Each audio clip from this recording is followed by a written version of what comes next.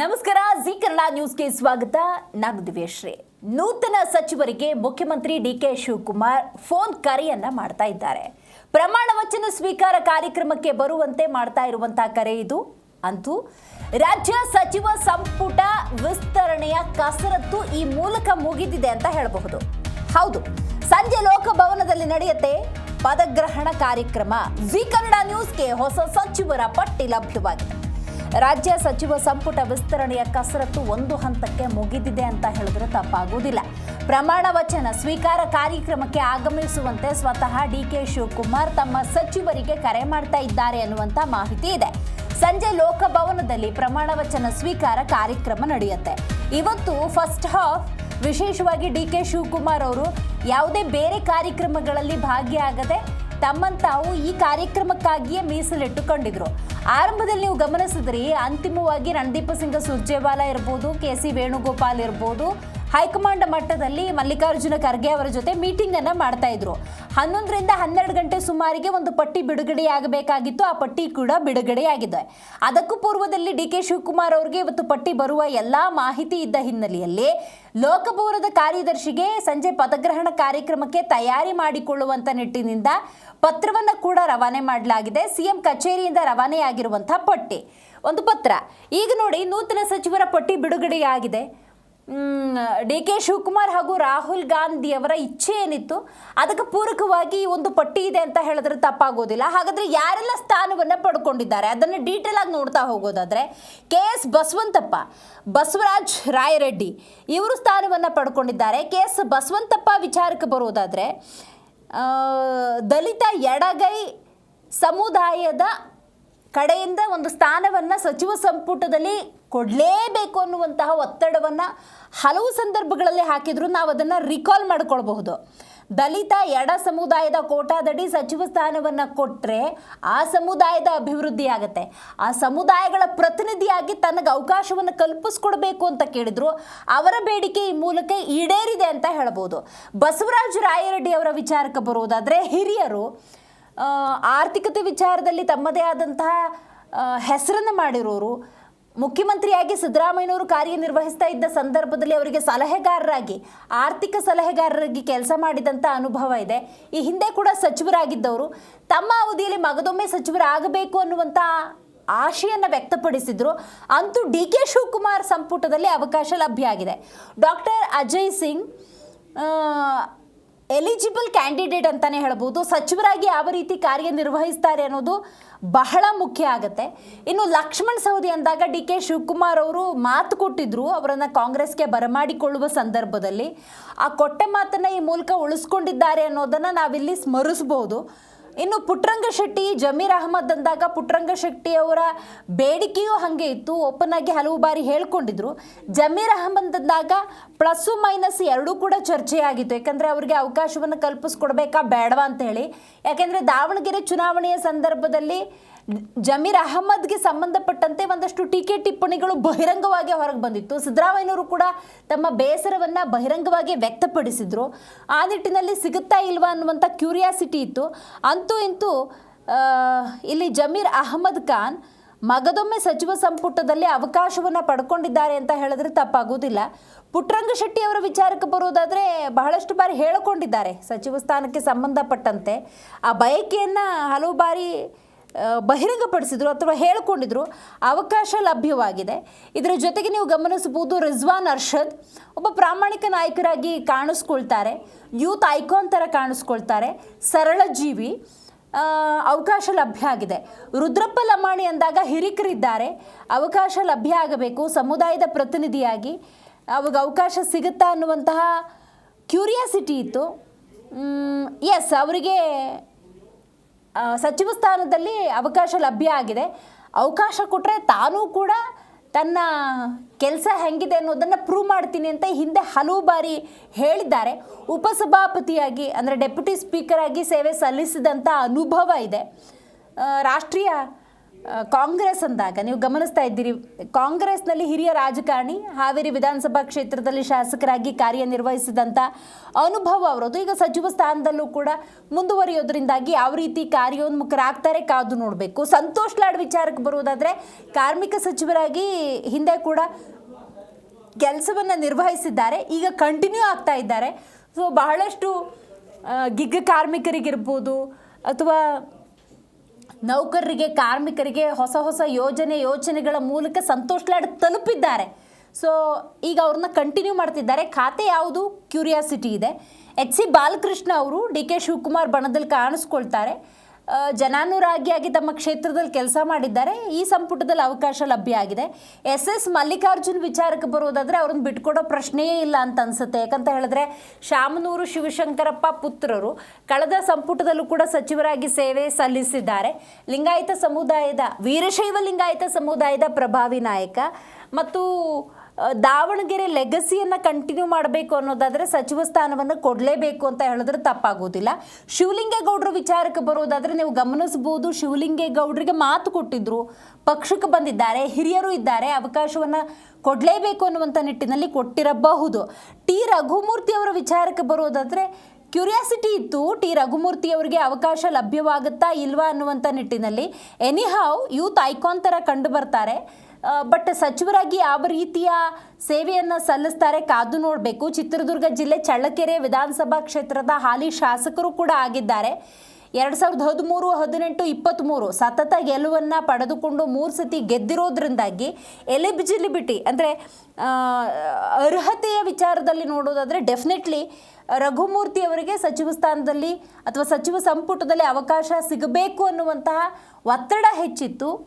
ಇನ್ನು ಶಿವರಾಜ್ ತಂಗಡಗಿ ಅವರ ವಿಚಾರಕ್ಕೆ ಬರುವುದಾದರೆ ಅಫ್ಕೋರ್ಸ್ ಕಳೆದ ಬಾರಿ ಕೂಡ ಸಚಿವರಾಗಿ ಸೇವೆಯನ್ನು ಸಲ್ಲಿಸಿದ್ದಾರೆ. ನೀವು ರಿಕಾಲ್ ಮಾಡ್ಕೊಳ್ಬೋದು, ಸಾಮಾಜಿಕ ಆರ್ಥಿಕ ಶೈಕ್ಷಣಿಕ ಸಮೀಕ್ಷೆ ಆದ ಸಂದರ್ಭದಲ್ಲಿ ಅದನ್ನು ಅಚ್ಚುಕಟ್ಟಾಗಿ ಮಾಡುವಂಥ ನಿಟ್ಟಿನಲ್ಲಿ ತಮ್ಮದೇ ಆದಂಥ ಸೇವೆಯನ್ನು ಸಲ್ಲಿಸಿದರು. ಕನಕಗಿರಿ ವಿಧಾನಸಭಾ ಕ್ಷೇತ್ರದ ಹಾಲಿ ಶಾಸಕರು ಮತ್ತು ಎಸ್ ಸಿ ಸಮುದಾಯ ಅಂದಾಗ ವಿಶೇಷವಾಗಿ ಪರಿಗಣನೆಗೆ ಸಮುದಾಯವನ್ನು ತಗೊಳ್ಳೋದರಿಂದಾಗಿ ಖಂಡಿತವಾಗ್ಲೂ ಕೊಪ್ಪಳ ಜಿಲ್ಲೆಯ ಕನಕಗಿರಿ ಕ್ಷೇತ್ರದ ಪರಿಶಿಷ್ಟ ಜಾತಿ ಮೀಸಲು ಕ್ಷೇತ್ರದಿಂದ ತಂಗಡಗಿಗೆ ಮಗದೊಮ್ಮೆ ಅವಕಾಶ ಲಭ್ಯವಾಗಿದೆ. ಚಲುವರಾಯಸ್ವಾಮಿ ಅವ್ರ ವಿಚಾರಕ್ಕೆ ಬರೋದಾದರೆ ಕೃಷಿ ಸಚಿವರಾಗಿ ಕೇಂದ್ರದಿಂದ ಕೂಡ ಬಹುಪರಾಕ್ ಅಥವಾ ಶಾಬಾಸ್ ಅಂತ ಪಡ್ಕೊಂಡಿದ್ದಾರೆ. ಪ್ಲಸ್ಸು ಮೈನಸ್ ಕಳೆದ 3 ವರ್ಷಗಳು ಡೆಫಿನೆಟ್ಲಿ ಇತ್ತು. ಈ ಗೊಬ್ಬರ ವಿತರಣೆ ವಿಚಾರದಲ್ಲಿ ಒಂದಷ್ಟು ಟೀಕೆ ಟಿಪ್ಪಣಿಗಳ ವ್ಯಕ್ತ ಆದರೂ ಕೂಡ ಶಿವರಾಜ್ ಸಿಂಗ್ ಚೌಹಾಣ್ ಅವರಿಂದ ಬೆಸ್ಟ್ ಕೃಷಿ ಇಲಾಖೆಯಲ್ಲಿ ಕೆಲಸ ಮಾಡಿದ್ದಕ್ಕೆ ಅಲ್ಲಿ ಅವಾರ್ಡನ್ನು ಕೂಡ ಪಡ್ಕೊಂಡಿದ್ರು. Let us recall that. ಇನ್ನು ಮಧು ಬಂಗಾರಪ್ಪನವರು ಕಳೆದ ಬಾರಿ ನೂತನವಾಗಿ ಸಚಿವ ಸ್ಥಾನವನ್ನು ಅಲಂಕರಿಸಿದರೂ ಕೂಡ ಆರಂಭದಲ್ಲಿ ಮೈನಸ್ಸೇ ಜಾಸ್ತಿ ಇತ್ತು. ಈ ಸಲ ಸಚಿವ ಸಂಪುಟದಲ್ಲಿ ಅವಕಾಶ ಸಿಗುತ್ತಾ ಇಲ್ವಾ ಅನ್ನುವಂತಹ ಪ್ರಶ್ನೆಯಾಗಿ ಉಳ್ಕೊಂಡಿತ್ತು. ಅವರು ಸಾಧನೆಯ ವಿಚಾರಕ್ಕೆ ಬರುವುದಾದರೆ ರಿಸಲ್ಟ್ಸ್ ಅಂತಲೇ ಹೇಳ್ಬೋದು. ಒಳ್ಳೆ ರಿಸಲ್ಟ್ಸನ್ನು 10th ಮತ್ತು PUCಯಲ್ಲಿ ಮಕ್ಕಳು ಪಡ್ಕೊಳ್ಳೋದ್ರಿಂದಾಗಿ ಈಗ 3 ವರ್ಷದ ಅನುಭವ ಇದೆ. ಲೆಟ್ ಹಿಮ್ ಕಂಟಿನ್ಯೂ ಅನ್ನುವಂಥ ಅಭಿಪ್ರಾಯವನ್ನು ವ್ಯಕ್ತಪಡಿಸಿ ಈ ಅವಕಾಶವನ್ನು ಕಲ್ಪಿಸ್ಕೊಟ್ಟಿರ್ಬೋದು. ವಿಜಯಾನಂದ ಕಾಶಪ್ಪನವರು ಶಾಸಕರಾಗಿ ಕೆಲಸ ಮಾಡಿದ್ದನ್ನು ಕ್ಷೇತ್ರದ ಜನ ನೋಡಿದ್ದಾರೆ. ಬಟ್ ಈಗ ಸಚಿವರಾಗಿ ಅಂದಾಗ ಈಗಾಗಲೇ ಕ್ಯೂರಿಯಾಸಿಟಿ ಇದೆ. ಬಾಗಲಕೋಟೆ ಜಿಲ್ಲೆ ಹುನಗುಂದ ವಿಧಾನಸಭಾ ಕ್ಷೇತ್ರದ ಹಾಲಿ ಶಾಸಕರು ಕೂಡ ಆಗಿದ್ದಾರೆ. ಪ್ರಭಾವಿ ನಾಯಕ, ವೀರಶೈವ ಲಿಂಗಾಯತ ಸಮುದಾಯದ ಪ್ರಭಾವಿ ನಾಯಕರು ಅಭಿವೃದ್ಧಿ ನಿಗಮದ ಅಧ್ಯಕ್ಷರಾಗಿ ಸೇವೆ ಕೂಡ ಸಲ್ಲಿಸ್ತಾ ಇದ್ದಾರೆ, ವೀರಶೈವ ಲಿಂಗಾಯತ ಅಭಿವೃದ್ಧಿ ನಿಗಮದ ಅಧ್ಯಕ್ಷರಾಗಿ. ಬಟ್ ನೀವು ಗಮನಿಸಬಹುದು ಇವರು ಸಚಿವರಾಗಿ ಯಾವ ರೀತಿ ಕಾರ್ಯವನ್ನು ನಿರ್ವಹಿಸ್ತಾರೆ ಅನ್ನೋದು ಸದ್ಯದ ಕುತೂಹಲ ಆಗಿರುವಂಥದ್ದು. ಬಹಿರಂಗವಾಗಿ ಬಹಳಷ್ಟು ಬಾರಿ ಹೇಳಿದ್ದಾರೆ, ನನಗೊಂದು ಅವಕಾಶ ಬೇಕು, ಸಮುದಾಯವೇ ಇರ್ಬೋದು ಅಥವಾ ಕಾಂಗ್ರೆಸ್ಗೆ ತಾನು ಎಷ್ಟು ನಿಷ್ಠೆಯಿಂದ ಕೆಲಸ ಮಾಡಿದ್ದೀನಿ ಅನ್ನೋದನ್ನು ಪರಿಗಣನೆಗೆ ತೆಗೆದುಕೊಂಡ್ರಾದರೂ ಸರಿ ಸಚಿವ ಸ್ಥಾನದ ಇಂಗಿತವನ್ನು ಬಹಳಷ್ಟು ಬಾರಿ ವ್ಯಕ್ತಪಡಿಸಿದರು ವಿಜಯಾನಂದ ಕಾಶಪ್ಪನವರು. ಆ ನಿಟ್ಟಿನಲ್ಲಿ ನಾವು ನೋಡ್ತಾ ಹೋಗೋದಾದರೆ ಅಗೇನ್ ಯೂತ್ ಐಕಾನ್ ಥರ ಗುರುತಿಸ್ಕೊಳ್ತಾರೆ. ಡಿ ಕೆ ಶಿವಕುಮಾರ್ ಅವರ ಸ್ಪೀಡ್ಗೆ ಜೊತೆಯಾಗಿ ನಿಂತ್ಕೊಳ್ಬಹುದು. ಈಗ ಟಿ ರಘುಮೂರ್ತಿ ಅವರಿರ್ಬೋದು, ಮಂಕಾಳ ವೈದ್ಯ ಇರ್ಬೋದು ಅಥವಾ ಮಧು ಬಂಗಾರಪ್ಪನವ್ರು ಇರ್ಬೋದು. ಸೊ ಮಗದೊಮ್ಮೆ ಅವಕಾಶ ಒಂದು ವಿಜಯಾನಂದ ಕಾಶಪ್ಪನವ್ರಿಗೆ ಈ ಬಾರಿ ಅವಕಾಶ ಲಭ್ಯವಾಗಿದೆ. ಇನ್ನು ಮಂಕಾಳ ವೈದ್ಯ ಸಚಿವ ಸಂಪುಟದಲ್ಲಿ ಅವಕಾಶವನ್ನು ಪಡ್ಕೊಂಡಿದ್ದಾರೆ. ಮೀನುಗಾರಿಕೆ, ಬಂದರು, ಒಳನಾಡು, ಜಲಸಾರಿಗೆ ಸಚಿವರಾಗಿ ಸೇವೆ ಸಲ್ಲಿಸಿದ್ರು ಮಂಕಾಳು ವೈದ್ಯ ಅವರು. ಈಗ ಮಗದೊಮ್ಮೆ ಅವಕಾಶ ಲಭ್ಯ ಆಗ್ತಾ ಇದೆ. ಅಗೇನ್ ಡಿ ಕೆ ಶಿವಕುಮಾರ್ ಅವರ ಸ್ಪೀಡಿಗೆ, ಅವರ ಕಾರ್ಯವೈಖರಿಗೆ ಜೊತೆಯಾಗಿ ನಿಂತುಕೊಳ್ಬೇಕಾಗತ್ತೆ. ಈ ಹಿಂದೆ ನೀವು ಗಮನಿಸಬಹುದು, ಮೀನುಗಾರಿಕೆ ಸಚಿವರಾಗಿ ಉತ್ತಮವಾದಂತಹ ಕಾರ್ಯನಿರ್ವಹಣೆಯನ್ನು ಮಾಡಿದ್ದಾರೆ. ಸೊ ಮಂಕಾಳು ವೈದ್ಯ ಈಗ ಕಂಟಿನ್ಯೂ ಆಗ್ತಾ ಇದ್ದಾರೆ. ನರೇಂದ್ರ ಸ್ವಾಮಿ ವಿಚಾರಕ್ಕೆ ಬರೋದಾದರೆ ಅವಕಾಶ ಸಿಗಬಹುದು ಅನ್ನುವಂಥ ಸಾಧ್ಯತೆಗಳೇ ದಟ್ಟವಾಗಿತ್ತು. ಸೊ ಎನಿಹಾವ್ ಅದು ಪ್ಲಸ್ ಆಗಿದೆ ನರೇಂದ್ರ ಸ್ವಾಮಿ ಅವರಿಗೆ. ಕರ್ನಾಟಕ ರಾಜ್ಯ ಮಾಲಿನ್ಯ ನಿಯಂತ್ರಣ ಮಂಡಳಿ ಅಧ್ಯಕ್ಷರಾಗಿ ಒಂದು ಕಡೆ ಸೇವೆ ಸಲ್ಲಿಸ್ತಾ ಇದ್ದಾರೆ ಮತ್ತು ಪ್ರಭಾವಿ ನಾಯಕರು ಕೂಡ ಆಗಿದ್ದಾರೆ. ಇನ್ನು ಪರಿಶಿಷ್ಟ ಜಾತಿ ಮೀಸಲು ಕ್ಷೇತ್ರ ಮಂಡ್ಯ ಮಳವಳ್ಳಿ ಕ್ಷೇತ್ರವನ್ನು ಇವರು ಪ್ರತಿನಿಧಿಸ್ತಾರೆ. ಈಗಾಗಲೇ ಒಂದು ಜವಾಬ್ದಾರಿ ಇದೆ. ಕರ್ನಾಟಕ ರಾಜ್ಯ ಮಾಲಿನ್ಯ ನಿಯಂತ್ರಣ ಮಂಡಳಿ ಅಧ್ಯಕ್ಷರಾಗಿ ಸೇವೆ ಸಲ್ಲಿಸ್ತಾ ಇದ್ದಾರೆ. ಆದರೆ ಈಗ ಸಚಿವ ಸ್ಥಾನ ಅಂದಾಗ ಯಾವ ರೀತಿ ಕೆಲಸವನ್ನು ನಿರ್ವಹಿಸಿಕೊಂಡು ಹೋಗ್ತಾರೆ ಕಾದು ನೋಡಬೇಕು. ಕ್ಯೂರಿಯಾಸಿಟಿ ಅಂತ ಹೇಳಿದ್ರೆ ಗಾಯತ್ರಿ ಶಾಂತೇಗೌಡ MLC ಇವರು ರೀಸೆಂಟಾಗಿ ಕಾನೂನಾತ್ಮಕವಾಗಿ MLC ಆಗಿ ಒಂದು ಜಯವನ್ನು ಅವರು ಪಡ್ಕೊಂಡಿದ್ದಾರೆ. ಕಾಂಗ್ರೆಸ್ನ ನಾಯಕಿ AV ಗಾಯತ್ರಿ ಶಾಂತೇಗೌಡ ಚಿಕ್ಕಮಗಳೂರು ಸ್ಥಳೀಯ ಸಂಸ್ಥೆಗಳ ಕ್ಷೇತ್ರದಿಂದ ವಿಧಾನ ಪರಿಷತ್ ಸದಸ್ಯರಾಗಿ ಸೇವೆ ಸಲ್ಲಿಸ್ತಾ ಇದ್ದಾರೆ. ಇತ್ತೀಚೆಗೆ ಹೈಕೋರ್ಟ್ನಿಂದಲೇ ಅಧಿಕೃತವಾಗಿ MLC ಅಂತ ಹೇಳಿ ಘೋಷಣೆ ಆಗುತ್ತೆ. ಯಾಕಂದರೆ ಆದೇಶ ಬರಬೇಕಾಗಿತ್ತು. ಯಾಕಂದರೆ MK ಪ್ರಾಣೇಶ್ ಮತ್ತು ಗಾಯತ್ರಿ ಶಾಂತೇಗೌಡ ನಡುವೆ MLC ಸ್ಥಾನಕ್ಕೆ ಸಂಬಂಧಪಟ್ಟಂತೆ ಒಂದು ಜಟಾಪಟಿ ಇದ್ದೇ ಇತ್ತು. ಒಂದು 6 ಮತಗಳ ಒಂದು ಜಟಾಪಟಿ 2021 ಡಿಸೆಂಬರ್ನಲ್ಲಿ ನಡೆದಂತಹ ಚುನಾವಣೆಗೆ ಸಂಬಂಧಪಟ್ಟಂತೆ BJP MK ಪ್ರಾಣೇಶ್ ಹಾಗೂ ಗಾಯತ್ರಿ ಶಾಂತೇಗೌಡ ನಡುವೆ ಯಾರು MLC ಅನ್ನುವಂಥದ್ದು ಈಗ ಕೋರ್ಟ್ನಿಂದಲೇ ಅದು ಸ್ಪಷ್ಟವಾಗಿದೆ. ಬಟ್ ಈಗ ಅವರು ಸಚಿವ ಸ್ಥಾನ ಅಂದಾಗ ಒಂದು ಕುತೂಹಲ ಖಂಡಿತವಾಗ್ಲೂ ಇದ್ದೇ ಇದೆ. ಯಾಕಂತ ಹೇಳಿದ್ರೆ ಒಬ್ಬ ಮಹಿಳಾ ಕೋಟದಲ್ಲಿ ಅವಕಾಶವನ್ನು ಕಲ್ಪಿಸ್ಕೊಟ್ಟಿರ್ಬೋದು. ಸಚಿವ ಸ್ಥಾನ ಅನ್ನೋದು it is a biggest responsibility. So ಹಾಗಾಗಿ ನೋಡಬೇಕು ಇವರು ಯಾವ ರೀತಿ ಈ 1.5 ವರ್ಷದಲ್ಲಿ ಕೆಲಸವನ್ನು ಮಾಡ್ಕೊಂಡು ಹೋಗ್ತಾರೆ ಅಂಥೇಳಿ. GS ಪಾಟೀಲ್ ವಿಚಾರಕ್ಕೆ ಬರೋದಾದರೆ ಹಿರಿಕರಿದ್ದಾರೆ. GS ಪಾಟೀಲ್ ಅವರು ಬಹಿರಂಗವಾಗಿ ಹೇಳಿಕೊಂಡಿದ್ರು ಹಿರಿತನದ ಆಧಾರದಲ್ಲಿ ಒಂದು ಅವಕಾಶವನ್ನು ಕಲ್ಪಿಸ್ಕೊಡಿ ಅಂತ ಹೇಳಿ. ಆ ನಿಟ್ಟಿನಲ್ಲಿ GS ಪಾಟೀಲ್ ಅವ್ರನ್ನ ಕನ್ಸಿಡರ್ ಮಾಡಿದ್ದಾರೆ ಅಂತ ಹೇಳಿದ್ರೆ ತಪ್ಪಾಗೋದಿಲ್ಲ. ರೋಣ ಕ್ಷೇತ್ರದ ಶಾಸಕರು GS ಪಾಟೀಲ್ ಅವರು ಹೊಸ ಸ್ಪೀಕರ್ ಆಗಿ ಆಯ್ಕೆ ಆಗಿದ್ದಾರೆ. ಸಚಿವ ಸಂಪುಟ ಅಂದಾಗ ಯಾರೆಲ್ಲ ಆಯ್ಕೆ ಆಗ್ತಾರೆ ಅನ್ನುವಂಥ ಕ್ಯೂರಿಯಾಸಿಟಿಯ ನಡುವೆ ಇಲ್ಲಿ ಸ್ಪೀಕರ್ ಆಗಿ GS ಪಾಟೀಲ್ ಅವರು ಕಂಗೊಳಿಸ್ತಾ ಇದ್ದಾರೆ. ನೀವು ನೋಡಬಹುದು ಇರೋದ್ರಿಂದಾಗಿ ಅಳೆದು ತೂಗಿ ಆ ಸ್ಥಾನವನ್ನು ನಿರ್ವಹಿಸಬೇಕಾಗತ್ತೆ. ಯಾಕಂದರೆ ಸದನ ಅಂದಾಗ ನೀವು ಪ್ಲಸ್ಸು ಮೈನಸ್ ಡೆಫಿನೆಟ್ಲಿ ನೋಡೇ ಇರ್ತೀರಿ. ಈ ಹಿಂದೆ UT ಖಾದರ್ ಅವರು ಸಮರ್ಥವಾಗಿ ನಿಭಾಯಿಸ್ಕೊಂಡು ಹೋಗಿದ್ದಾರೆ. GS ಪಾಟೀಲ್ ಅವರು ಹಿರಿಯರು ಕೂಡ ಆಗಿರುವುದರಿಂದಾಗಿ ಯಾವ ರೀತಿ ಆ ಸ್ಥಾನವನ್ನು ಸ್ಪೀಕರ್ ಸ್ಥಾನವನ್ನು ನಿಭಾಯಿಸ್ತಾರೆ ಕಾದು ನೋಡಬೇಕು. ಪೊನ್ನಣ್ಣ ಅವರು ಡೆಪ್ಯೂಟಿ ಸ್ಪೀಕರ್, ಕಾನೂನನ್ನು ಬಲ್ಲಂತಹ ವ್ಯಕ್ತಿ. ಆ ಸ್ಥಾನಕ್ಕೆ ಇವರೇ ಸೂಕ್ತ ಅನ್ನುವಂಥ ನಿರ್ಧಾರದಲ್ಲೂ ತೆಗೆದುಕೊಂಡಿರ್ಬೋದು. ಸಿದ್ದರಾಮಯ್ಯನವರ ಆಪ್ತ ಬಳಗದಲ್ಲಿ ಕಾಣಿಸ್ಕೊಳ್ಳುವಂಥ ನಾಯಕ ಇವರು. ಸೊ ಪೊನ್ನಣ್ಣ ಅವರಿಗೆ ಅವಕಾಶ ಲಭ್ಯ ಆಗಿದೆ ಆ್ಯಸ್ ವಾಟ್ ಡೆಪ್ಯೂಟಿ ಸ್ಪೀಕರ್ ಆಗಿ.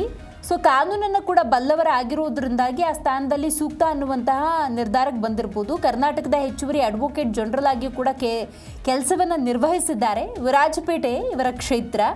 ಸಚಿವ ಸ್ಥಾನ ಸಿಗಬಹುದು ಅನ್ನುವಂಥ ಒಂದಷ್ಟು ಪ್ರಶ್ನೆಗಳಿತ್ತು. ಬಟ್ ಇಲ್ಲಿ ಅಂತಿಮವಾಗಿ ತೆಗೆದುಕೊಂಡಿರುವಂಥ ನಿರ್ಧಾರ ಅದು ಡೆಪ್ಯೂಟಿ ಸ್ಪೀಕರ್ ಸ್ಥಾನ ಅಂಥೇಳಿ. ಸೊ ಹಾಗಾಗಿ ಈ ಬಾರಿಯ ಸಚಿವ ಸಂಪುಟ ಹೊಸಬರಿಗೆ ಮತ್ತು DK ಶಿವಕುಮಾರ್ ಅವರ ಕಾರ್ಯವೈಖರಿಗೆ ತಕ್ಕಂತಿದೆ ಅಂತ ಹೇಳಿದ್ರೆ ತಪ್ಪಾಗೋದಿಲ್ಲ. ಬಟ್ ಇದು ಎಷ್ಟು ಹಿರಿಯರ ಅಸಮಾಧಾನಕ್ಕೆ ಕಾರಣ ಆಗತ್ತೆ ಕಾದು ನೋಡಬೇಕಾಗಿದೆ. ಯಾಕಂದರೆ ಈಗಾಗಲೇ ಸಿದ್ದರಾಮಯ್ಯನವರು ತಮ್ಮ ಅಸಮಾಧಾನವನ್ನು ವ್ಯಕ್ತಪಡಿಸಿದ್ದಾರೆ ಅಂತ ಕೂಡ ಹೇಳಲಾಗ್ತಾ ಇದೆ. ನಾನು ಡೀಟೇಲಾಗಿ ಮತ್ತೊಂದು ಸತಿ ನಿಮಗೆ ಗ್ಲಾನ್ಸ್ ಮಾಡೋದಾದರೆ ಅಂದರೆ ಡೀಟೇಲ್ ಕೊಡ್ತಾ ಹೋಗೋದಾದರೆ ಈಗ ಯಾವ ಮಾನದಂಡದ ಆಧಾರದಲ್ಲಿ ಇವರು ಎಷ್ಟು ಸಲ ಶಾಸಕರಾಗಿರ್ಬೋದು ಈ ಥರದ್ದು ಒಂದಷ್ಟು ಪ್ರಶ್ನೆಗಳು ಸಹಜವಾಗಿ ಜನಸಾಮಾನ್ಯರಲ್ಲಿ ಇದ್ದೇ ಇರುತ್ತೆ. PM ನರೇಂದ್ರ ಸ್ವಾಮಿ ಮಳವಳ್ಳಿ ಕ್ಷೇತ್ರ ಅಂತ ನಾವು ನೋಡ್ತಾ ಹೋಗೋದಾದರೆ 2 ಬಾರಿ ಸಚಿವ ಸ್ಥಾನವನ್ನು ಅಲಂಕರಿಸಿದ್ದಾರೆ. 2ನೇ ಬಾರಿಗೆ ಅವಕಾಶ ಇವರು ಪಡ್ಕೊಳ್ತಾ ಇರುವಂಥದ್ದು. ಶಿವರಾಜ್ ತಂಗಡಗಿ ವಿಚಾರಕ್ಕೆ ಬರುವುದಾದರೆ 4ನೇ ಸಲ ನೋಡಿ ಇಲ್ಲಿ ಸಚಿವ ಸ್ಥಾನವನ್ನು ಅವರು ಅಲಂಕರಿಸ್ತಾ ಇರುವುದು. ರುದ್ರಪ್ಪ ಲಮಾಣಿ ವಿಚಾರಕ್ಕೆ ಬರುವುದಾದರೆ ನೀವು ಗಮನಿಸ್ತಾ ಇದ್ದೀರಿ, ಅವರು ಹಿರಿಯರಿದ್ದಾರೆ. ಉಪಸಭಾಪತಿಗಳಾಗಿ ಸೇವೆಯನ್ನು ಸಲ್ಲಿಸಿದಂಥ ಅನುಭವ ಅವರದ್ದು. ಬಟ್ ಮೊದಲ ಸಲ ಸಚಿವರಾಗಿ ಕಾರ್ಯನಿರ್ವಹಿಸ್ತಾ ಇರೋದು, ಅದನ್ನೇ ಅವರು ಬಹಳಷ್ಟು ಬಾರಿ ಹೇಳ್ಕೊಂಡಿದ್ದಾರೆ. ಅಂದರೆ ಕಾಂಗ್ರೆಸ್ನಲ್ಲಿ ನಾವು ದುಡಿದಿದ್ದೀವಿ, ಬೇರೆ ಬೇರೆ ಜವಾಬ್ದಾರಿಗಳನ್ನು ಪಡ್ಕೊಂಡಿದ್ದೀವಿ, ಸಚಿವ ಸ್ಥಾನ ಅಂದಾಗ ಒಂದು ಅವಕಾಶ ಬೇಕು ಅಂತ ಕೇಳ್ಕೊಂಡಿದ್ರು. KS ಬಸವಂತಪ್ಪ ಮಾಯಕೊಂಡ ಕ್ಷೇತ್ರ ಮೊದಲ ಬಾರಿ ಸಚಿವ ಸ್ಥಾನ. ಆಗಲೇ ನಾನು ಉಲ್ಲೇಖ ಮಾಡ್ತಾ ಇದ್ದೆ, ಬಸವಂತಪ್ಪ ಅವರ ಯಾವ ಆಧಾರದಲ್ಲಿ, ಯಾವ ಮಾನದಂಡದ ಆಯ್ಕೆ ಮಾಡಿದ್ದಾರೆ ಅಂತ ಹೇಳೋದಾದರೆ ದಲಿತ ಎಡಗೈ ಸಮುದಾಯದ ಪ್ರತಿನಿಧಿಯಾಗಿ ಇವರು ಕೆಲಸ ಮಾಡ್ತಾರೆ. ಬಿ ರಾಘೇಂದ್ರ 2ನೇ ಬಾರಿ ಸಚಿವರಾಗಿ ಕಾರ್ಯನಿರ್ವಹಿಸ್ತಾ ಇರುವುದು, ಬಳ್ಳಾರಿ ಕ್ಷೇತ್ರವನ್ನು ಪ್ರತಿನಿಧಿಸ್ತಾರೆ. ಕಳಸತಿ ವಾಲ್ಮೀಕಿ ಅಭಿವೃದ್ಧಿ ನಿಗಮದ ಹಗರಣಕ್ಕೆ ಸಂಬಂಧಪಟ್ಟಂತೆ ರಾಜೀನಾಮೆಯನ್ನು ಕೊಡಬೇಕಾಯಿತು. 2ನೇ ಬಾರಿ ಅಂದಾಗ ಇಟ್ ಈಸ್ ಇಂಪಾಸಿಬಲ್, ಇಲ್ಲ ಕರ್ನಾಟಕ ಕಾಂಗ್ರೆಸ್ನ ವಿಶ್ವಾಸಾರ್ಹತೆಗೆ ಧಕ್ಕೆ ಆಗತ್ತೆ, ಸಾಧ್ಯ ಇಲ್ಲ ಅಂತಿದ್ರು. ಎನಿಹಾವ್ ಗೊತ್ತಿಲ್ಲ, ಸ್ಥಾನವನ್ನಂತೂ ಪಡ್ಕೊಂಡಿದ್ದಾರೆ. ಇದು ಎಷ್ಟರ ಮಟ್ಟಿಗೆ ಟೀಕೆ ಟಿಪ್ಪಣಿ ಕಾರಣ ಆಗುತ್ತೆ ಗೊತ್ತಿಲ್ಲ. ಟಿ ರಘುಮೂರ್ತಿ ಚಳ್ಳಕೆರೆ ಕ್ಷೇತ್ರ ಮೊದಲ ಬಾರಿಗೆ ಸಚಿವ ಸ್ಥಾನ ಅಲಂಕರಿಸ್ತಾ ಇದ್ದಾರೆ. ಜಮೀರ್ ಅಹಮದ್ ಖಾನ್ ಚಾಮರಾಜಪೇಟೆ 4ನೇ ಬಾರಿಗೆ ಸಚಿವ ಸ್ಥಾನ. ಬಟ್ ದಾವಣಗೆರೆ ಕ್ಷೇತ್ರದ ಉಪಚುನಾವಣೆಗೆ ಸಂಬಂಧಪಟ್ಟಂತೆ ಮೈನಸ್ ಜಾಸ್ತಿ ಇತ್ತು. ಇಲ್ಲ ಈ ಸಲ DK ಶಿವಕುಮಾರ್ ಸಂಪುಟದಲ್ಲಿ ಸ್ಥಾನ ಅಸಂಭವ ಅನ್ನೋ ಒಂದಷ್ಟು ಮಾತುಗಳು ಕೇಳಿ ಬರ್ತಾ ಇದ್ರು ಕೂಡ ಮತ್ತೊಮ್ಮೆ ಅವಕಾಶ ಲಭ್ಯ ಆಗಿದೆ. ರಿಜ್ವಾನ್ ಅರ್ಷದ್ ಅವರು ಮೊದಲ ಬಾರಿಗೆ ಸಚಿವ ಸ್ಥಾನವನ್ನು ಅಲಂಕರಿಸ್ತಾ ಇದ್ದಾರೆ, ಶಿವಾಜಿನಗರ ಕ್ಷೇತ್ರ. ಸೊ ಹಂಗಾಗಿ ಕ್ಯೂರಿಯಾಸಿಟಿ ಡೆಫಿನೆಟ್ಲಿ ಇದ್ದೇ ಇದೆ ಯಾವ ರೀತಿ ಕೆಲಸ ಮಾಡ್ತಾರೆ ಅಂತ. ಸಂತೋಷ್ ಕ್ಲಾಡ್ ಕಲಘಟಕಿ ಕ್ಷೇತ್ರ 3ನೇ ಬಾರಿಗೆ ಸಚಿವರಾಗಿ ಸೇವೆ ಸಲ್ಲಿಸಿದ್ದಾರೆ. ಸಚಿವ ಸ್ಥಾನದಲ್ಲಿ ಇದ್ಕೊಂಡು ಹಲವಾರು ಜನಪರ ಕಾರ್ಮಿಕ ಪರ ಕೆಲಸವನ್ನು ಮಾಡಿದ್ದಾರೆ. ಸೊ ಹಾಗಾಗಿ ಇರುವಂಥ ಈ 20 ಆಯ್ಕೆಗಳು ಯಾವ ರೀತಿ ಕೆಲಸವನ್ನು ನಿರ್ವಹಿಸ್ತಾರೆ ಕಾದು ನೋಡಬೇಕಾಗಿದೆ. ರೈಟ್, ಈ ಬಗ್ಗೆ ಹೆಚ್ಚಿನ ಡೀಟೇಲ್ಸನ್ನು ನಮ್ಮ ಪ್ರತಿನಿಧಿ ರಾಜಪ್ಪ ನೀಡ್ತಾ ಹೋಗ್ತಾರೆ. ರಾಜಪ್ಪ, ಅಂತಿಮ ಪಟ್ಟಿ ಲಭ್ಯವಾಗಿದೆ. ಈ ಅಂತಿಮ ಪಟ್ಟಿ ಅನ್ನೋದು ಯಾವ ಮಾನದಂಡದಲ್ಲಿ ಆಯ್ಕೆ ಮಾಡಿದ್ದಾರೆ ಅನ್ನೋದಕ್ಕೊಂದು ಕ್ಲಾರಿಟಿ ಕೊಡಿ. DK ಶಿವಕುಮಾರ್ ಅವರ ಕಾರ್ಯವೈಖರಿಗೆ ಪೂರಕವಾಗಿದೆಯೇನೋ ಅನ್ನುವಂಥ ವಾತಾವರಣ ಕಂಡು ಬರ್ತಾ ಇದೆ ಆ ಲಿಸ್ಟನ್ನು ನೋಡಿದ್ರೆ. ಬಟ್ ಇದು ಹಿರಿಯರ ಅಸಮಾಧಾನಕ್ಕೆ ಏನಾದರೂ ಕಾರಣ ಆಗಬಹುದಾ ಅಂತ? ದಿವ್ಯಶ್ರೀ, ಈಗೇನು ತಾವು 2-3 ಪ್ರಶ್ನೆ ಕೇಳಿದ್ರಿ. ಈ 3 ಪ್ರಶ್ನೆಗಳು ಸಹ ಒಂದಷ್ಟು ದಿನಗಳ ಕಾಲಾವಕಾಶ ಬೇಕಾಗುತ್ತೆ. ಈ ಒಂದು ಹಿರಿಯರು ಏನು DK ಶಿವಕುಮಾರ್ ಸಚಿವ ಸಂಪುಟಕ್ಕೆ ಸೇರ್ಪಡೆ ಸ್ಫೋಟಗೊಳ್ಳುತ್ತೆ ಅಂತನ್ನೋದು, ಹಿರಿಯರು DK ಶಿವಕುಮಾರ್ಗೆ ಸಾಥ್ ಕೊಡ್ತಾರಾ ಇಲ್ವಾ ಅಂತನ್ನೋದು, ಅಸಮಾಧಾನ ಯಾವ ಥರ ಆಗುತ್ತೆ ಮುಂದಿನ ದಿನಗಳಲ್ಲಿ ಅಂತನ್ನೋದು ನಾವು ಈಗ ಬಿಡುಗಡೆ ಮಾಡಿ ಒಂದಷ್ಟು ಲಿಂಗಾಯತ ಒಟ್ಟು 4, ಒಕ್ಕಲಿಗ 4, SC 3 ಮತ್ತು ST 2, ಲಂಬಾಣಿಕೆ 1, ರಜಪೂತ್ 1, ಮರಾಠ 1, ಉಪ್ಪಾರ 1, ಈಡಿಗ 1, ಮೊಗಬೇರ 1. ಇದರಲ್ಲಿ ಬಹುತೇಕ ಒಕ್ಕಲಿಗ ಮತ್ತು ಲಿಂಗಾಯತರನ್ನು ಹೊರತುಪಡಿಸಿ SC ST ಮತ್ತು ಹೊರತುಪಡಿಸಿ ಉಳಿದ ಎಲ್ಲವೂ ಸಹ ಲಂಬಾಣಿ, ರಜಪೂತ, ಮರಾಠ, ಉಪ್ಪಾರ ಮತ್ತು ಈಡಿಗೆ ಇಷ್ಟು ಸಹ OBCಗೆ ಬರ್ತವೆ. ಆದರೆ ಈ ಒಂದು OBC ಲೆಕ್ಕದಲ್ಲೂ ಸಹ ಕಡಿಮೆ ಸಂಖ್ಯೆಯಲ್ಲಿ ಅವಕಾಶವನ್ನು ಕೊಡಲಾಗಿದೆ ಅಂತನ್ನೋದು ಮೊದಲನೇ ವಿಷಯ. ಲಿಂಗಾಯತರಿಗೆ ಈಗಾಗಲೇ 2 ಸಚಿವರಾಗಿದ್ದಾರೆ. ಏನು MB ಪಾಟೀಲ್ ಇರ್ಬೋದು, ಅದೇ ರೀತಿ ಈಶ್ವರ್ ಖಂಡ್ರೆ ಮತ್ತು ಶರಣಪ್ರಕಾಶ್ ಪಾಟೀಲ್ 3 ಜನ ಈಗಾಗಲೇ ಸಚಿವರಾಗಿದ್ದಾರೆ. ಒಟ್ಟು 7 ಜನ ಸಚಿವ ಸ್ಥಾನ ಲಿಂಗಾಯತರು ಕೊಟ್ಟಂತಾಗುತ್ತೆ. ಲಿಂಗಾಯತ 4 ಒಕ್ಕಲಿಗರ ಸ್ಥಾನವನ್ನು ಕೊಡ್ತಾ ಇದ್ದಾರೆ. ಈ ಹಿಂದೆ ಏನು 2 ಸಚಿವರಾಗಿದ್ದರು, ಮುಖ್ಯಮಂತ್ರಿಗಳಿರ್ಬೋದು, ಮುಖ್ಯಮಂತ್ರಿ ಆದಿಯಾಗಿ ಕೃಷ್ಣ ಬೈರೇಗೌಡರು ಏನು ಸಚಿವರಾಗಿದ್ದರು. ಈಗಾಗಲೇ ಒಟ್ಟು ಅದಕ್ಕೂ ಸಹ 6 ಸ್ಥಾನಗಳನ್ನು ಕೊಡಲಾಗಿದೆ. SC ಈಗಾಗಲೇ ಪರಮೇಶ್ವರ್ ಇರ್ಬೋದು ಅಥವಾ ಪ್ರಿಯಾಂಕಾ ಖರ್ಗೆ ಇರ್ಬೋದು ಮತ್ತು KH ಮುನಿಯಪ್ಪನ ಇರ್ಬೋದು, ಇವರು 3 ಜನ ಈಗಾಗಲೇ ಸಚಿವರಾಗಿದ್ದಾರೆ. ಅದರಲ್ಲಿ SC ಬಲಗೈ ಮತ್ತು ಎಡಗೈಯಲ್ಲಿ CM ಮತ್ತು ಪ್ರಿಯಾಂಕಾ ಖರ್ಗೆ ಅವರು ಬಲಗೈ ಇದ್ದಾರೆ. DK ಶಿವಕುಮಾರ್ ಮತ್ತು DCM ಮತ್ತು ಪ್ರಿಯಾಂಕಾ ಖರ್ಗೆ ಅವರು ಬಲಗೈ ಆಗಿದ್ದರೆ ಇವನು KH ಮುನಿಯಪ್ಪ ಅವರು ಎಡಗೈ ಆಗ್ತಾರೆ. ಹಾಗಾಗಿ ಈ ರೀತಿ ಬೇರೆ ಬೇರೆ ಲೆಕ್ಕಾಚಾರ ಇಟ್ಕೊಂಡು ಸಚಿವ ಸ್ಥಾನ ಹಂಚಿಕೆ ಮಾಡಲಾಗಿದೆ. ಇಲ್ಲಿ ನಾವು ಪ್ರಮುಖವಾಗಿ ಹೇಳಬೇಕು ಅಂತಂದರೆ ಹಲವಾರು ಮಹತ್ವದ ನಿರ್ಧಾರ ಕೈಗೊಳ್ಳಲಾಗಿದೆ. ಅದರ ಮೊದಲನೇದಾಗಿ ಲಕ್ಷ್ಮಣ್ ಸವದಿ ಅವರು ಈ ಬಾರಿ ಒಂದು ವೇಳೆ ಈ ಆರಂಭದಲ್ಲೇ ಸಿದ್ದರಾಮಯ್ಯ ಸರ್ಕಾರದಲ್ಲಿ DCM ಆಗ್ತಾರೆ ಅಂತ ಅನ್ನೋದು ಅಥವಾ CM ಅವರು DCM ಆಗ್ತಾರೆ ಅಂತ ಅನ್ನೋದು, ಸಚಿವರಾಗ್ತಾರೆ ಅಂತ ಅನ್ನೋ ವಿಶ್ವಾಸ ಇತ್ತು. ಆದರೆ ಅಂತಿಮವಾಗಿ ಅವ್ರಿಗೆ ಯಾವುದೇ ಸ್ಥಾನವನ್ನು ಕೊಟ್ಟಿರಲಿಲ್ಲ. ಈಗ ಕೊನೆಯ ಹಂತದಲ್ಲಿ 2 ವರ್ಷದ ಅವಧಿಯಲ್ಲಿ ಅವ್ರಿಗೆ ಅವಕಾಶವನ್ನು ಕೊಡಲಾಗಿದೆ. ಒಂದು ವೇಳೆ ಈ ಬಾರಿ ಸಚಿವ ಸ್ಥಾನ ಕೊಡದಿದ್ದಲ್ಲಿ ಲಕ್ಷ್ಮಣ್ ಸವದಿ ಅವರು ಪಕ್ಷವನ್ನು ತೊರೆದು ಮತ್ತೆ BJPಗೆ ಹೋಗ್ತಾರೆ ಅಂತ ಚರ್ಚೆ ಇತ್ತು. ಹೀಗಾಗಿ ಅಂತಿಮವಾಗಿ ಅಳೆದು ತೂಗಿ ಸತೀಶ್ ಜಾರಕಿಹೊಳಿ ವಿರೋಧದ ನಡುವೆನೂ ಸಹ ಅವರಿಗೆ ಸಚಿವ ಸ್ಥಾನವನ್ನು ಕೊಡಲಾಗಿದೆ. ಆ ಮೂಲಕ ಗಾಣಿಗ ಲಿಂಗಾಯತರು ಮತ್ತು ಆ ಭಾಗದಲ್ಲಿ ವಿಶೇಷವಾಗಿ ಬಳ್ಳಾರಿ ಇರ್ಬೋದು ಅಥವಾ ಬೆಳಗಾವಿ ಇರ್ಬೋದು ಅಥವಾ ಬೀದರು, ಕಲಬುರಗಿ, ಬಾಗಲಕೋಟೆ, ಕೊಪ್ಪಳ, ಗುಲ್ಬರ್ಗ ಈ ಒಂದು ಭಾಗದಲ್ಲಿರುವಂತಹ ಗಾಣಿಗ ಲಿಂಗಾಯತ ಸಮುದಾಯವನ್ನು ಮತ್ತು ಲಿಂಗಾಯತ ಸಮುದಾಯನ ಪ್ರಾತಿನಿಧ್ಯವನ್ನು ಕೊಡುವ ಮೂಲಕ ಲಕ್ಷ್ಮಣ ಸವದಿ ಅವರು BJಪಿಯನ್ನು ತೊರೆದು ಕಾಂಗ್ರೆಸ್ ಬಂದಿದ್ದಕ್ಕೆ ಸಾರ್ಥಕ. ಮತ್ತು ಅವರು ಅಂತಿಮವಾಗಿ ಕಳೆದ ಬಾರಿ BJP ಸರ್ಕಾರದಲ್ಲಿ DCM ಆಗಿದ್ರು. ಈ ಬಾರಿ ಕನಿಷ್ಠ ಅಟ್ಲೀಸ್ಟ್ ಸಚಿವ ಸಚಿವರಾಗಿ ಮಾಡಿದ್ದಾರೆ ಅಂತನೋ ಒಂದು ಸಂತೋಷವನ್ನು ಪಡಬೇಕಾಗುತ್ತೆ. ಮಾಗಡಿ ಬಾಲಕೃಷ್ಣ 2ನೇ ಬಾರಿ ಸಚಿವರಾಗ್ತಿದ್ದಾರೆ. ಈ ಹಿಂದೆ ಬಾರಿ ಅವರು JDSನಲ್ಲಿ ಸಚಿವರಾಗಿದ್ದರು. ಹಾಗಾಗಿ ಮಾಗಡಿ ಬಾಲಕೃಷ್ಣ ಅವರು ಸಹ ಪಕ್ಷಾಂತರಿಯಾಗಿದ್ದಾರೆ. ಅವರು ಕಾಂಗ್ರೆಸ್ ಪಕ್ಷಕ್ಕೆ ಬಂದಿದ್ದಾರೆ. ಹಾಗಾಗಿ ಅವ್ರಿಗೆ ಮೊದಲನೇ ಬಾರಿ ಕಾಂಗ್ರೆಸ್ ಪಕ್ಷದಲ್ಲಿ ಸಚಿವರಾಗಿ ಸ್ಥಾನ ಸಿಕ್ಕಿರುವಂಥದ್ದು. ಇದು DK ಶಿವಕುಮಾರ್ ಅವರ ಒಂದು ಬಣವಾಗಿದೆ. ವಿಜಯಾನಂದ ಕಾಶ್ಯಪ್ಪನವರು ಇಲ್ಲಿ ಪಂಚಮಸಾಲಿ ಸಮುದಾಯದ ವಿಜಯಾನಂದ ಕಾಶ್ಯಪ್ಪನವರು ಬದಲಾಗಿ ಲಕ್ಷ್ಮೀ ಹೆಬ್ಬಾಳ್ಕರ್ ಇವರಿಬ್ಬರ ನಡುವೆ ಪೈಪೋಟಿ ಇತ್ತು. ಅಂತಿಮವಾಗಿ ವಿಜಯಾನಂದ ಕಾಶ್ಯಪ್ಪನವರಿಗೆ ಅವಕಾಶ ಸಿಕ್ಕಿದೆ. ವಿಜಯಾನಂದ ಕಾಶ್ಯಪ್ಪನವರು ಈ ಬಾರಿ ಯಾವುದೇ ನಿರ್ಧಾರ ಕೈಗೊಳ್ಳಲಿಕ್ಕೆ ಸಿದ್ಧರಿದ್ದು. ಒಂದು ವೇಳೆ ಈ ಬಾರಿ ಸಚಿವ ಸ್ಥಾನ ಸಿಕ್ಕಿಲ್ಲ ಅಂತ ಕಂಡು ಬಂದರೆ ಅವರು ತಮ್ಮ ನಿರ್ಣಯವನ್ನು ಬದಲಿಸಿಕ್ಕೂ ಸಹ ಸಿದ್ಧರಿದ್ದರು. ಹಿಂದೆ BJP ಸರ್ಕಾರದಲ್ಲಿ ಪಂಚಮಸಾಲಿ ಸಮುದಾಯದ ಮೀಸಲಾತಿ ಹೋರಾಟದಲ್ಲಿ ದೊಡ್ಡ ಮಟ್ಟದಲ್ಲಿ ಕೊಡುಗೆಯನ್ನು ಕೊಟ್ಟಿದ್ದರು. ಸಮುದಾಯನ ಸಂಘಟನೆ ಮಾಡಿದರು. ಪಂಚಮಸಾಲಿ ಸಮುದಾಯದ ರಾಷ್ಟ್ರೀಯ ನಾಯಕರಾಗಿರುವಂಥ ವಿಜಯಾನಂದ ಕಾಶ್ಯಪ್ಪನವರು ಈ ಬಾರಿ ಹುನಗುಂದ ಕ್ಷೇತ್ರ ಮತ್ತು ಲಿಂಗಾಯತ ಸಮುದಾಯದಲ್ಲಿ ಪಂಚಮಸಾಲಿ ಅವರಿಗೆ ಅವಕಾಶವನ್ನು ಕೊಡಲಾಗಿದೆ. ಇನ್ನು ಶಿವರಾಜ್ ತಂಗಡಿಗೆ ಅವರು ಬೋವಿ ಸಮುದಾಯ, ಹೀಗಾಗಿ SC ಎಡಗೈಗೆ ಸೇರ್ಪಡೆ ಆಗ್ತಾರೆ. ಇವರಿಗೆ ಈ ಬಾರಿ ಸಚಿವ ಸ್ಥಾನ ಕೊಡಲಾಗಿದ್ದರೆ ಇವರು high command Mallikarjun Kharge, DCM DK Shivakumar, ಅದೇ ರೀತಿ CM DK ಶಿವಕುಮಾರ್ ಇರ್ಬೋದು ಅಥವಾ ಮಾಜಿ ಮುಖ್ಯಮಂತ್ರಿ ಸಿದ್ದರಾಮಯ್ಯ ಇರ್ಬೋದು, ಇವರೆಲ್ಲರ ಒಂದು ವಿಶ್ವಾಸದಲ್ಲಿರುವಂಥ ಏನು ಶಿವರಾಜ್ ತಂಗಡಿಗೆ ಅವರಿಗೆ ಸಿಗುತ್ತೆ ಅಂತ ಅನ್ನೋ ವಿಶ್ವಾಸ ಇತ್ತು. ಕಳೆದ ಬಾರಿ ಸಚಿವರಾಗಿದ್ದರು, 3ನೇ ಬಾರಿ ಸಚಿವರಾಗ್ತಿದ್ದಾರೆ. ಹಾಗಾಗಿ ಅವ್ರಿಗೆ ಅವಕಾಶ ಸಿಕ್ಕಿದೆ. ಇನ್ನು SS ಮಲ್ಲಿಕಾರ್ಜುನ್ ಈ ಹಿಂದೆ ಅವರು 2 ಬಾರಿ 3 ಬಾರಿ ಸಚಿವರಾಗಿದ್ದಾರೆ. ಮತ್ತೆ ಅವರು ಸಚಿವರಾಗಿ ಅವ್ರಿಗೆ ಆಯ್ಕೆಯಾಗಿದ್ದಾರೆ. ಸಾಧುರ ಲಿಂಗಾಯತ ಸಮುದಾಯಕ್ಕೆ ಸೇರಿದಂಥವರು ಮಾಜಿ ಸಚಿವರಂತ ಶಾಮನೂರು ಶಿವಶಂಕರ ಪುತ್ರ ಆಗಿದ್ದಾರೆ. ಅವರ ಪತ್ನಿ ಸಹ ಸಂಸದರಾಗಿದ್ದಾರೆ, ಮಗ ಸಹ ಶಾಸಕರಾಗಿದ್ದಾರೆ. ಹೀಗಾಗಿ ಅವ್ರಿಗೆ ಅವಕಾಶ ಕೊಡೋದಿಲ್ಲ ಅಂತ ಹೇಳ್ತಾ ಇದ್ರು. ಆದರೂ ಸಹ ಮುಂದಿನ ಚುನಾವಣೆ ದೃಷ್ಟಿಯಲ್ಲಿ ಇಟ್ಕೊಂಡು ಸಾಧುರ ಲಿಂಗಾಯತರ ಕೋಟಾದಲ್ಲಿ SS ಮಲ್ಲಿಕಾರ್ಜುನ್ ಅವರಿಗೆ ಅವಕಾಶನ ಕೊಡಲಾಗಿದೆ. ಇನ್ನು ಪುಟ್ಟರಂಗ ಶೆಟ್ಟಿ ಈಗಾಗಲೇ ಅವರು ಕಳೆದ ಬಾರಿ ಉಪ್ಪಾರ ಸಮುದಾಯದವರು, ಚಾಮರಾಜನಗರದವರು, ಇವ್ರ ಪರವಾಗಿ ಮಾಜಿ ಮುಖ್ಯಮಂತ್ರಿ ಸಿದ್ದರಾಮಯ್ಯವರು ಸಾಕಷ್ಟು ಪ್ರಯತ್ನವನ್ನು ಮಾಡಿದರು. ಕಳೆದ ಬಾರಿ ಅವರಿಗೆ ಸಚಿವ ಸಂಪುಟ ಸೇರ್ಪಡೆ ಮಾಡ್ಕೋಬೇಕು ಅಂತ. ಅದರ ಹಿಂದೆ 2013ರಿಂದ 2018ರ ಅವಧಿನಲ್ಲಿ ಅವರು ಸಚಿವರಾದ ಸಂದರ್ಭದಲ್ಲಿ ಒಂದು ಹಗರಣದಲ್ಲಿ ಸಿಲುಕಿ ಅವರು ಸಚಿವ ಸ್ಥಾನಕ್ಕೆ ರಾಜೀನಾಮೆ ಕೊಟ್ಟಿದ್ದರು.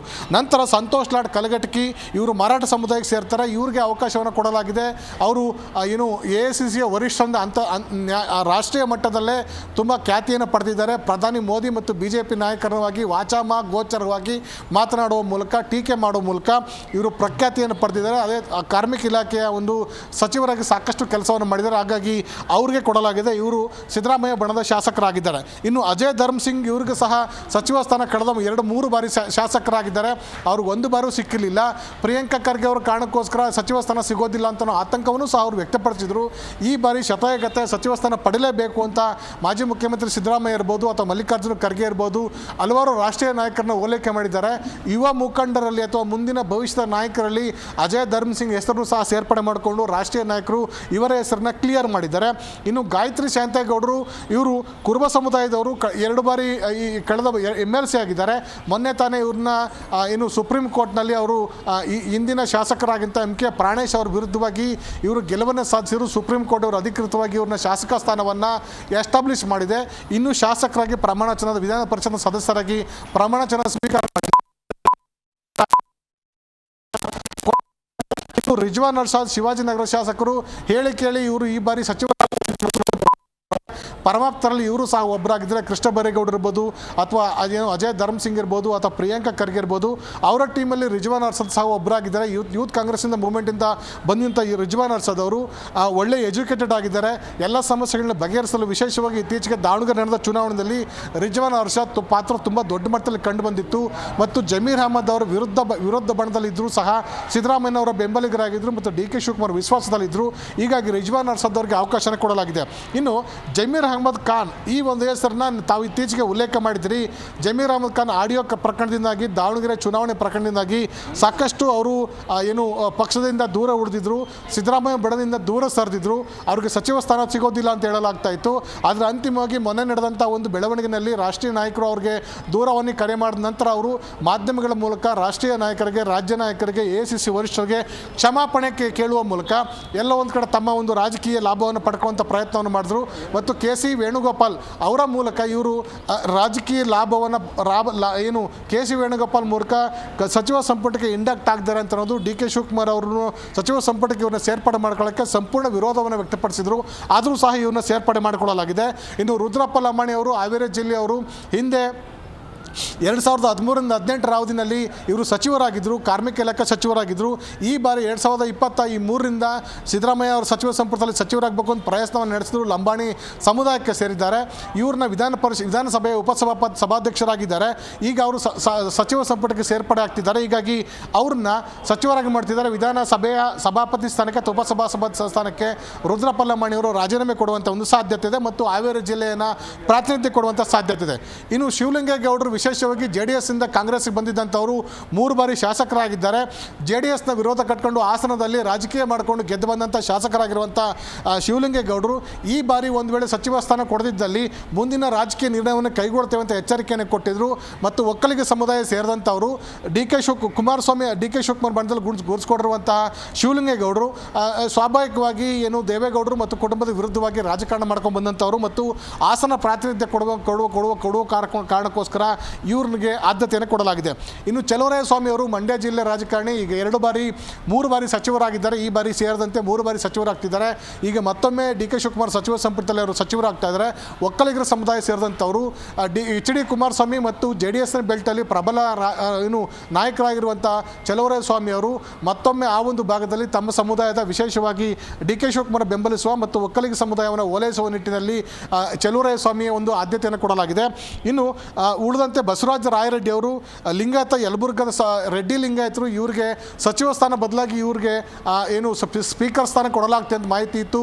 ಹಿಂದೆ ಸಿದ್ದರಾಮಯ್ಯ ಸಚಿವ ಸಂಪುಟದಲ್ಲಿ 2013ರಿಂದ 18ರ ಅವಧಿನಲ್ಲಿ ಉನ್ನತ ಶಿಕ್ಷಣ ಸಚಿವರಾಗಿದ್ದರು.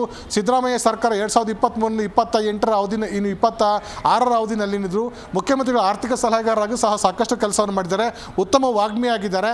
ಆದರೆ ಅವರಿಗೆ ಅವಕಾಶ ಸಿಕ್ಕಿರಲಿಲ್ಲ. ಈಗ ಮತ್ತೊಮ್ಮೆ ಅವಕಾಶವನ್ನು ಸಚಿವ ಸಂಪುಟದಲ್ಲಿ ಕೊಡುವ ಮೂಲಕ ರೆಡ್ಡಿ ಲಿಂಗಾಯತರು, ಇಲ್ಲಿ H.K. ಪಾಟೀಲ್ ರೆಡ್ಡಿ ಲಿಂಗಾಯತರಾಗಿದ್ದಾರೆ. ಅದೇ ರೀತಿ ಯಶವಂತ ರಾಯಗೌಡ ಪಾಟೀಲ್ ಇರ್ಬೋದು, ಆ ಭಾಗದ ಅಪ್ಪಾಜಿ ನಾಡಗೌಡ ಇರ್ಬೋದು, ಬೇರೆ ಬೇರೆ ಹಲವಾರು ನಾಯಕರನ್ನ ಹಿಂದಿಕ್ಕಿ ಈ ಬಾರಿ ಬಸವರಾಜ ರಾಯರೆಡ್ಡಿ ಅವಕಾಶವನ್ನು ಗಿಟ್ಟಿಸ್ಕೊಂಡಿದ್ದಾರೆ. ಮತ್ತು ಈ ಬಾರಿ ಅದು ಕೊನೆಯ ಚುನಾವಣೆ, ನಾನು ಮುಂದೆ ಚುನಾವಣೆ ನಿಲ್ಲೋದಿಲ್ಲ ಅಂತ ಅನ್ನೋ ಕಾರಣಕ್ಕೋಸ್ಕರ ಅವ್ರಿಗೆ ಕೊಡಲಾಗಿದೆ. ನಿನ್ನೆ ತನಕ ಅವ್ರ ಹೆಸರು ಸ್ಪೀಕರ್ ಹೆಸರು ಲಿಸ್ಟಲ್ಲಿತ್ತು. ಅದರ ಅಂತಿಮವಾಗಿ ಅವರು ಸ್ಪೀಕರನ್ನು ಯಾವುದೇ ಕಾರಣಕ್ಕೂ ತೆಗೆದುಕೊಳ್ಳಲ್ಲ ಅಂತ ಅನ್ನೋ ಕಾರಣಕ್ಕೋಸ್ಕರ ಅವರಿಗೆ ಸಚಿವ ಸಂಪುಟ ಸ್ಥಾನ ಕೊಡಲಾಗಿದೆ.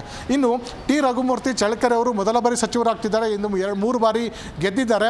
ಅವ್ರಿಗೂ ಸಹ ST ಸಮುದಾಯದಲ್ಲಿ ಅವ್ರಿಗೆ ಅವಕಾಶ ಕೊಡಲಾಗಿದೆ. NV ಗೋಪಾಲಕೃಷ್ಣ ಇರ್ಬೋದು, ರಘುಮೂರ್ತಿ ಇರ್ಬೋದು, ಅಥವಾ ಅನ್ನಪುರಂ ತುಕಾರಾಮ್ ಇರ್ಬೋದು, ಅಥವಾ B. ನಾಗೇಂದ್ರ ಇರ್ಬೋದು, ಇವರೆಲ್ಲರ ಹೆಸರು ಸಹ ಕೇಳ್ತಾ ಇತ್ತು. ಅದರಲ್ಲಿ ರಘುಮೂರ್ತಿ ಚಳ್ಳಕೆರೆಯಿಂದ ಈಗ ಅವಕಾಶ ಕೊಡಲಾಗಿದೆ. ಸುಧಾಕರ್ ಅವರು, K. ಸುಧಾಕರ್ ಅವರು ಆ ಒಂದು ಜಿಲ್ಲಾ ಉಸ್ತುವಾರಿ ಸಚಿವರಾಗಿದ್ದರು. ಇತ್ತೀಚೆಗೆ ಅವರು ನಿಧನರಾಗಿದ್ದ ಕಾರಣಕ್ಕೋಸ್ಕರ ಆ ಜಿಲ್ಲೆಗೆ ಪ್ರಾಧಾನ್ಯತೆ ಇಲ್ಲದ ಕಾರಣಕ್ಕೋಸ್ಕರ ಈಗ ರಘುಮೂರ್ತಿ ಅವರಿಗೆ ಅವಕಾಶ ಕೊಡಲಾಗಿದೆ. ಇನ್ನು B. ನಾಗೇಂದ್ರ ಅವರು ಸಹ ವಾಲ್ಮೀಕಿ ಸಮುದಾಯಕ್ಕೆ ಸೇರಿದ್ದಾರೆ. ಹಿಂದೆ 2013ರಿಂದ 18ರ ಅವಧಿನಲ್ಲೂ ಸಹ ಇವರು ಸಚಿವರಾಗಿದ್ದರು. ಈ ಬಾರಿ ವಿಶೇಷ ಅಂತಂದರೆ ಈ ಒಂದು ಪ್ರಕರಣದಲ್ಲಿ ವಾಲ್ಮೀಕಿ ಹಗರಣದಲ್ಲಿ ಸಿಲುಕಿ ಅವರು ಜೈಲು ಪಾಲಾಗಿದ್ದರು. ಇನ್ನೂ ಸಹ ಪ್ರಕರಣ ಇತ್ಯರ್ಥವಾಗಿಲ್ಲ. ED ಮತ್ತು IT ರೈಡ್ ಆಗಿದೆ. CBI ತನಿಖೆನೂ ಸಹ ಇನ್ನೂ ಚಾಲ್ತಿಯಲ್ಲಿದೆ. ಆದರೆ ಅವ್ರಿಗೆ ಅವಕಾಶ ಕೊಡೋದಿಲ್ಲ ಅಂತ ಹೇಳಲಾಗ್ತಾ ಇತ್ತು. ಆ ಬದಲಾಗಿ ಪರ್ಯಾಯವಾಗಿ ಬೇರೆ ಯಾರಿಗೆ ಅವಕಾಶ ಕೊಡ್ಬೋದು ಅಂತ ಲೆಕ್ಕಾಚಾರ ಇತ್ತು. ಹೀಗಾಗಿ ಇವ್ರಿಗೆ ಅವಕಾಶವನ್ನು ಮತ್ತೊಮ್ಮೆ ಕೊಡಲಾಗಿದೆ. ಹಾಗಾಗಿ ಪ್ರಕರಣ ಮುಂದಿನ ತಿಂಗಳು ಏನಾಗುತ್ತೆ ಅಂತ ಕಾದು ನೋಡಬೇಕಾಗಿದೆ. ಇನ್ನು ಮಂಕಳ ಸುಬ್ಬವೈದ್ಯ ಈ ಹಿಂದೆ ಸಚಿವರಾಗಿದ್ದರು DK ಸಿದ್ದರಾಮಯ್ಯ ಸಚಿವ ಸಂಪುಟದಲ್ಲಿ. ಅವರು 4ನೇ ಬಾರಿ ಗೆದ್ದಿದ್ದಾರೆ. ಈ ಬಾರಿ ಮೊಗವೀರ ಸಮುದಾಯಕ್ಕೆ ಆದ್ಯತೆಯನ್ನು ಕೊಡುವ ಮೂಲಕ ಮತ್ತೊಮ್ಮೆ ಅವ್ರನ್ನ ಆಯ್ಕೆ ಮಾಡಲಾಗಿದೆ. ಇನ್ನು ವಿಚಿತ್ರ ಆಯ್ಕೆ ಅಂತಂದರೆ ಬಸಂತಪ್ಪನವರು SC ಸಮುದಾಯಕ್ಕೆ, ಎಡಗೈ ಸಮುದಾಯಕ್ಕೆ ಸೇರಿದವರು. H. ಆಂಜನೇಯ ಹಿಂದೆ ಸಚಿವರಾಗಿದ್ದ H. ಆಂಜನೇಯ ಅವರ ಅಳಿಯ ಅವರು ಮೊದಲನೇ ಬಾರಿ ಗೆದ್ದಿದ್ದಾರೆ. ಸಮುದಾಯವಾಗಿ ಕಾರ್ಮಿಕ ಸಮುದಾಯದಿಂದ, ಶೋಷಿತ ಸಮುದಾಯದಿಂದ ಬಂದಿರುವಂಥ ಬಸಂತಪ್ಪನವರು ಪೌರ ಕಾರ್ಮಿಕರಾಗಿ ದುಡಿದಿದ್ದಾರೆ. ಅವ್ರಿಗೆ ಈ ಬಾರಿ ಅವಕಾಶ ಸಿಕ್ಕಿರುವಂಥದ್ದು SC ಎಡಗೈ ಸಮುದಾಯದಲ್ಲಿ. ಹಾಗಾಗಿ ನಿಜಕ್ಕೂ ಇದು ಅವ್ರಿಗೆ ಲಕ್ ಅಂತ ಹೇಳೋದು ತಪ್ಪಾಗೋದಿಲ್ಲ. ಇನ್ನು ಮಧು ಬಂಗಾರಪ್ಪ, ಬೇಳೂರು ಗೋಪಾಲಕೃಷ್ಣ ಮತ್ತು B. ಕೆ. ಹರಿಪ್ರಸಾದ್ ಇವರಿಬ್ಬರೂ ಸಹ ಈಡಿಗೆ ಸಮುದಾಯದವರು. ಆ ಒಂದು ಸ್ಥಾನದಿಂದ ಮಧು ಬಂಗಾರಪ್ಪಗೆ ಸಿಗೋದಿಲ್ಲ. ಬೇಳೂರು ಗೋಪಾಲಕೃಷ್ಣ ಸಿಗ್ಬೋದು, ಅಥವಾ KPC ಅಧ್ಯಕ್ಷ ಅಂತ B. ಕೆ. ಹರಿಪ್ರಸಾದ್ ಈ ಬಾರಿ ಸಚಿವರಾಗ್ತಾರೆ. ಆ ಮೂಲಕ KPC ಅಧ್ಯಕ್ಷರಾಗ್ತಾರೆ ಅಂತ ಒಂದು ಚರ್ಚೆ ನಡೀತಾ ಇತ್ತು. ಅದು ಕೊನೆಗೆ DK ಶಿವಕುಮಾರ್ ಬಂಡಲ್ ಗುಡಿಸ್ಕೊಡುವಂತಹ ಮಧು ಬಂಗಾರಪ್ಪ ಅವರಿಗೆ ಮತ್ತೆ ಅವಕಾಶವನ್ನು ಕೊಡಲಾಗಿದೆ. ಇನ್ನು ನರೇಂದ್ರ ಸ್ವಾಮಿ ಅವರು ಈ ಹಿಂದೆ ಸಚಿವರಾಗಿದ್ದರು.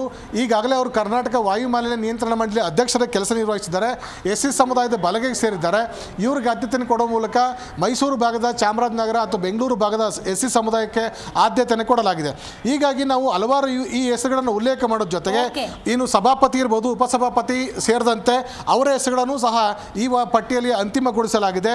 GS ಪಾಟೀಲ್ ಅವರನ್ನ ವಿಧಾನಸಭೆಯ ಸಭಾಧ್ಯಕ್ಷರಾಗಿ, ಅದೇ ರೀತಿ AS ಪೊನ್ನಣ್ಣ ಪೊನ್ನಣ್ಣ ಅವ್ರಿಗೆ ಸಚಿವ ಸ್ಥಾನ ಸಿಗುತ್ತೆ ಅಂತ ಲೆಕ್ಕಾಚಾರ ಇತ್ತು. ಅವ್ರಿಗೆ ಸಭಾಧ್ಯಕ್ಷರಾಗಿ ಆಯ್ಕೆ ಮಾಡಲಾಗಿದೆ. ಅಂದರೆ ಇನ್ನೂ ಸಹ ಅಧಿಕೃತವಾಗಿ ಚುನಾವಣೆ ನಡೀಬೇಕಾಗಿದೆ.